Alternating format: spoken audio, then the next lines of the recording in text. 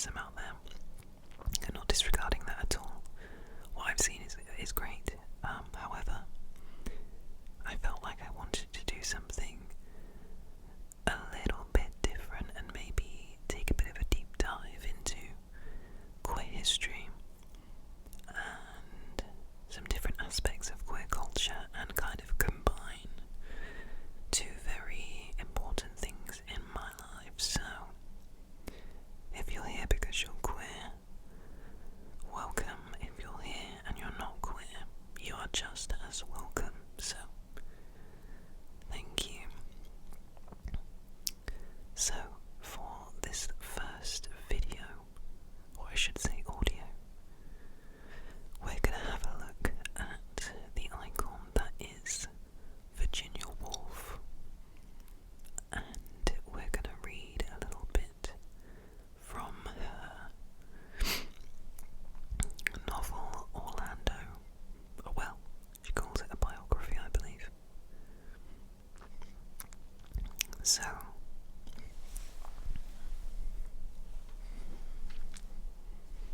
hopefully we'll get a few nice book sounds as well. So, if you don't know, Orlando is a story where the protagonist begins the story as a male, a cis male, and then transforms into a cis female throughout the story. So it was very ahead of its time, and I actually wrote about it for my dissertation a very long time ago now, when I was at university studying English with American literature, and my dissertation was, I can't remember the title of it, but it had a lot of words about gender in it, and I basically wrote about how Virginia Woolf was a pioneer for gender identity and trans rights, and that her work would pave the way for some of us. And yeah, there's a lot of interesting themes in her work, considering, when this was published, and I just love her and I love her work, and I think that she defied the boundaries of her time and was just a very interesting character, as well as a fabulous writer. So we're going to read a little bit of Orlando. If you do enjoy this audio, I'm not going to say video because I don't know if it counts, please do like and subscribe. It can only get better from here, I hope, because this is a bit of an experiment. So yeah, let's take a little bit of a deep dive into Orlando. Also, just while I find it, because it's a selected works of Virginia Woolf book, so there's many of her stories in here. There is a upcoming production of Orlando, a new adaptation starring Emma Corrin, who you may know from The Crown, and most recently, I believe, My Policeman, with Harry Styles, who I won't get started on because maybe there'll be a separate video about Harry Styles and how beautiful he is. So definitely look that up. I believe it's the Garrick Theatre. I think that's what it's called, from November. So you can go and see Emma Corrin in a brand new adaptation of this story.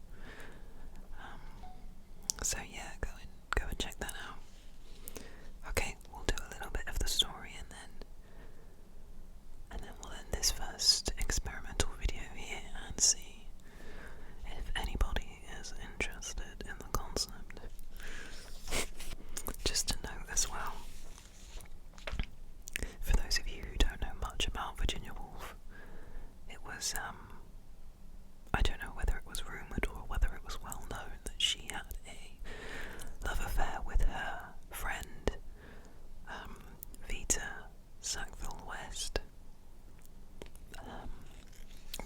was married to her husband Leonard. And she actually dedicates this story to Vita, so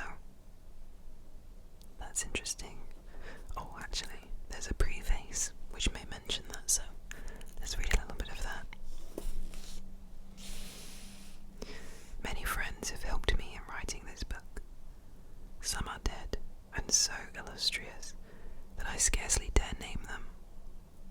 Yet no one can read or write without being perpetually in the debt of Defoe, Sir Thomas Browne, Sterne, Sir Walter Scott, Lord Macaulay, Emily Bronte, De Quincey, and Walter Pater, to name the first that come to mind. Others are alive, and though perhaps as illustrious in their own way, are less formidable for that very reason. I am specially indebted to Mr. C. P. Sanger, without whose knowledge of the law of real property this book could never have been written. Mr. Sidney Turner's wide and peculiar erudition, I may get some words wrong, just a disclaimer, has saved me, I hope, some lamentable blunders. I have had the advantage, how great I alone can estimate, of Mr. Arthur Whaley's knowledge of Chinese. Madame Lubokova has been at hand to correct my Russian. To the unrivalled sympathy and imagination of Mr. Roger Fry, I owe whatever understanding of the art of painting I may possess. I have, I hope, profited it in another department by the singularly penetrating, if severe, criticism of my nephew, Mr. Julian Bell. Also, just to interject here, Virginia was a very wordy lady. So sometimes when I'm just reading this in my own time, I will have to go over sentences several times to try and make sense of what she's saying, but if you do take that time to do that, it is so beautiful. Okay, let me start again. Other friends have helped me in ways too various to specify. I must content myself with naming Mr. Angus Davidson, Mrs. Cartwright, Miss Janet Case, Lord Berners, in brackets, whose knowledge of Elizabethan music has proved invaluable, Mr. Francis Birrell, my brother, Dr. Adrian Stephen, Mr. F. L. Lucas, Mr. and Mrs. Desmond McCarthy, that most inspiriting of critics, my brother-in-law, Mr. Clive Bell, Mr. G. H. Rylance, Lady Colfax, Miss Nellie Boxall, Mr. J. M. Keynes, Mr. Hugh Walpole, Miss Violet Dickinson, the Honorary Edward Sackville West, interesting, Mr. and Mrs. St. John Hutchinson, Mr. Duncan Grant. Cool, this is a very long list of people, but I don't feel right leaving any of them out.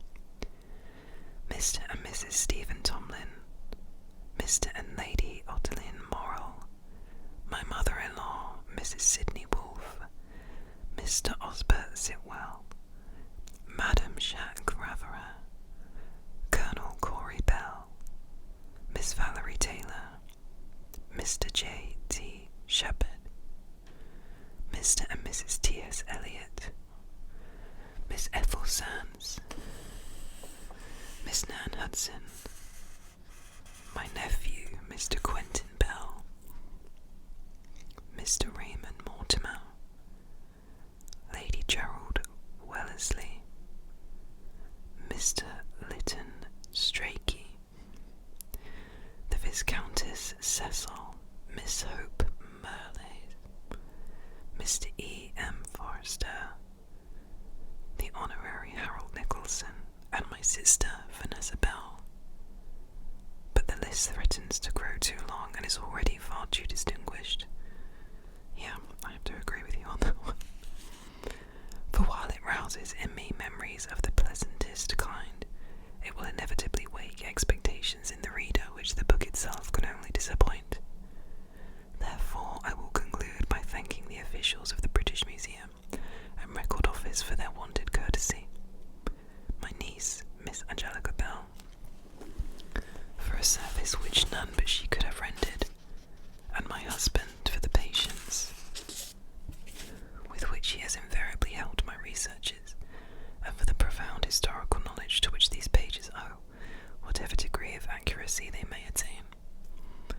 Finally, I would thank, had I not lost his name and address, a gentleman in America who has generously and gratuitously corrected the punctuation, the botany, the entomology, the geography, and the chronology of previous works of mine, and will, I hope, not spare his services on the present occasion. Well, that was extremely long. And that's just the preface, so, but hopefully it's relaxing to listen to.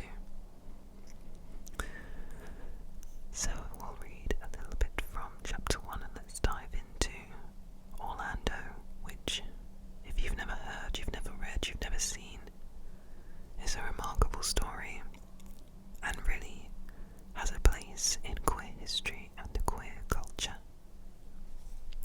One thing I will just say quickly is that, trigger warning, the beginning of this story is very much straight in, and there is some violence depicted, and it's quite descriptive as well, so if violence and potential, would I say gore? I'm not sure, maybe, is an issue for you, then maybe keep an eye out for some of my upcoming videos, which will maybe be a little bit less so. But chapter 1. He, for there could be no doubt of his sex, though the fashion of the time did something to disguise it, was in the act of slicing at the head of a moor which swung from the rafters. It was the colour of an old football, and more or less the shape of one, save for the sunken cheeks and a strand or two of coarse dry hair, like the hair on a coconut. Orlando's father, or perhaps his grandfather, had struck it from the shoulders of a vast pagan who had started up under the moon in the barbarian fields of Africa, and now it swung gently, perpetually, in the breeze, which never ceased blowing through the attic rooms of the gigantic house of the Lord who had slain him. Orlando's fathers had ridden in fields of asphodel, and stony fields, and fields watered by strange rivers, and they had struck many heads of many colours, off many shoulders, and brought them back to hang from the rafters.